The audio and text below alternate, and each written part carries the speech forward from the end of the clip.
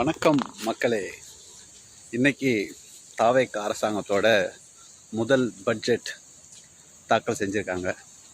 அதில் எத்தனை பேருக்கு இந்த பட்ஜெட் இது இப்படி தான் இருக்கும் அப்படின்னு யோசிச்சிங்க, இல்லை இது ஓகே தானா, நல்ல பட்ஜெட்டா அப்படின்னு கேட்டிங்கன்னா விமர்சனத்துக்குரியது தான்.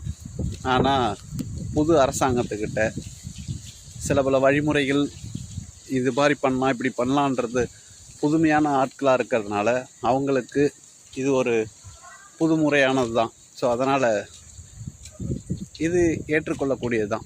என்ன, நாம் எல்லோரும் எதிர்பார்த்த மாதிரி எந்த திட்டத்துக்கான நிதியும் ஒதுக்கீடு பண்ணல. ஸோ அப்போது அவர்கள் சொன்ன இந்த அன்னபூர்ணா, சூப்பர் 6, அப்புறம் மகளிருக்கு 2500 ரூபா, அது மாதிரி பல திட்டங்கள், பல கவர்ச்சிகரமான திட்டங்கள் இல்லாத எப்படி வேணால் சொல்லலாம். ஆனால் அந்த எந்த திட்டத்துக்கும் நிதி ஒதுக்கலை. இப்போ என்னென்னா, இது எதுவுமே உடனே நடைமுறைப்படுத்த முடியாது. ஆமாம், 5 முறை ஆட்சியில் இருந்த திமுக ஆட்சிக்கு வந்த போதே 2.5 வருஷம் கழிச்சு தானே மகளிருக்கு 1000 ரூபா கொடுத்தாங்க.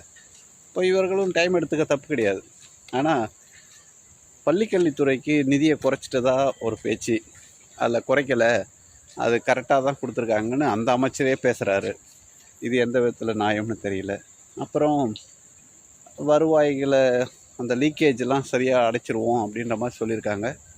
ஸோ இன்னும் டெப்த்தாக இந்த பட்ஜெட்டில் எந்தெந்த துறைக்கு எவ்வளோ ஒதுக்கீடு பண்ணியிருக்காங்க, அதில் எங்கெங்கெல்லாம் தவறுகள் இருக்குது, எங்கெல்லாம் இன்னும் சரியாக பண்ணியிருக்கலாம் அப்படின்னு மீண்டும் பேசுவோம். நன்றி.